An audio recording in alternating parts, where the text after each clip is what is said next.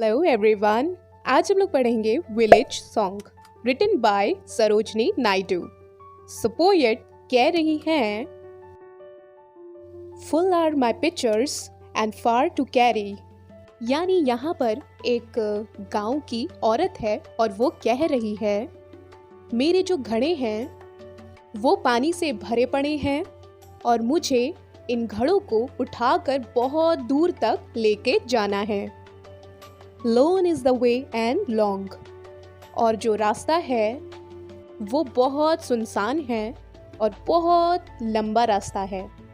इस रास्ते से होकर मुझे घर जाना है। Why oh why was I tempted to try। यानी क्यों, आखिर क्यों मैं ललचा गई रुकने के लिए। Lured by the boatman's song. और उस नाविक के गाने से मैं बहक गई। यानी उस नाविक का गाना सुनकर मैं क्यों बहक गई और वहां पे मैं क्यों ठहर गई और अपने घर को क्यों नहीं गई। Swiftly the shadows of night are falling. यानी बहुत ही तेजी से रात का अंधेरा छा रहा है और रात हो रही है। Hear O hear is the white crane calling। यानी सुनो, ध्यान से सुनो, क्या वो एक सफ़ेद, क्या वो एक सारस की आवाज़ है। सारस मतलब एक बर्ड होती है, ठीक है, जिसको क्रेन भी बोला जाता है। तो पोएट कह रही हैं, ये जो मुझे आवाज़ सुनाई दे रही है, क्या वो किसी क्रेन की, मतलब क्या वो उस बर्ड की है। It is the wild owls cry. यानी क्या वो किसी जंगली उल्लू की आवाज़ है। यानी वो समझ नहीं पा रही हैं कि वो कौन सा पक्षी है, क्या वो कोई बर्ड है या कोई उल्लू है। There are no tender moon beams to light me. यानी मुझे रास्ता दिखाने को चांद की हल्की रोशनी भी नहीं है। आसमान में चांद नहीं है, इसलिए चांद की रोशनी धरती पर नहीं पड़ रही है और मुझे कुछ भी ठीक से दिखाई नहीं दे रहा है। If in the darkness a serpent should bite me। यानी अगर इस अंधेरे में मुझे कोई सांप काट लेगा।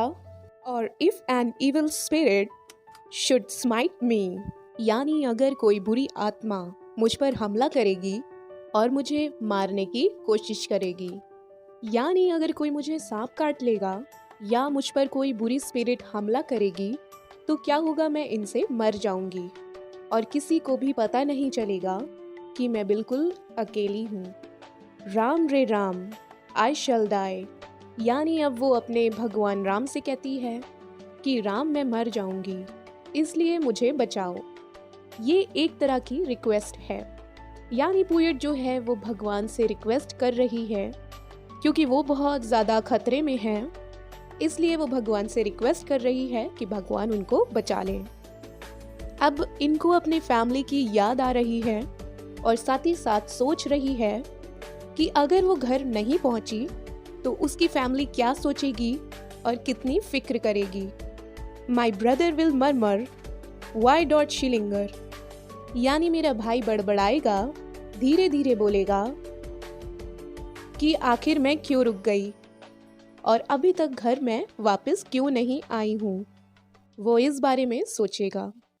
माई mother will wait and weep. और मेरी माँ मेरा इंतज़ार करेगी और आंसू बहाकर मेरे लिए रोएगी। Saying O safe may the great gods bring her. और वो ये बोलेगी कि काश भगवान मेरी बेटी को सेफ घर पहुँचा दे। The Jamuna's water are deep. यानी जो नदी है उसका जो पानी है ना वो बहुत ही ज़्यादा गहरा है और वो उसी नदी से वो पानी लाने गई थी। The Jamuna's waters rush by so quickly. और साथ ही जमुना का पानी बहुत ही तेज़ गति में बहता है। यानी उनके मन में ये भी ख्याल आ सकता है कि कहीं वो लड़की जमुना नदी में डूब गई या बह तो नहीं गई। The shadow of evening gathers so thickly। यानी शाम की परछाई इतनी जल्दी छा रही है इतनी जल्दी रात हो रही है। Like black birds in the sky, जैसे आसमान में काले पक्षी आ गए हों और इसलिए ही अंधेरा छा गया है। O if the storm breaks, what will betide me। यानी अगर अभी तूफान शुरू हो गया तो मेरा क्या होगा, मुझे उस तूफान से कौन बचाएगा। Safe from the lightning, where shall I hide me। और साथ ही जब बिजली चमकेगी तो उससे बचने के लिए मैं कहाँ पर छुपूंगी। इन सुनसान रास्ते पर मेरे बचने के लिए, छुपने के लिए कोई भी जगह नहीं है। Unless thou succor my footstep and guide me।